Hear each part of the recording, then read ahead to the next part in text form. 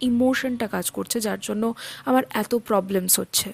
Basically লাইফে কী এমন আমার সাথে ঘটছে যেটার জন্য আমার স্ট্রেস ফিল হচ্ছে বা আমার মেন্টাল হেলথে কোনো রকম ইস্যুস তৈরি হচ্ছে। তো সেই সময়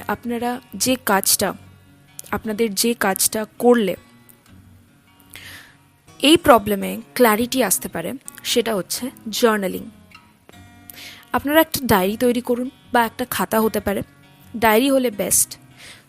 কোনো সময়ে যদি দেখেন যে আপনার মুড অফ রয়েছে বা কোনো কিছুর জন্য চাপ বোধ করছেন, কোনো কিছুর জন্য স্ট্রেস ফিল করছেন, জাস্ট সেই সময় ডায়েরিটা খুলে মনের মধ্যে যা চলছে এভরিথিং, ইচ অ্যান্ড এভরিথিং আপনি খাতার পাতায় বা ডায়েরির পাতায় লিখতে থাকুন। হ্যাঁ, এটা আপনি আপনার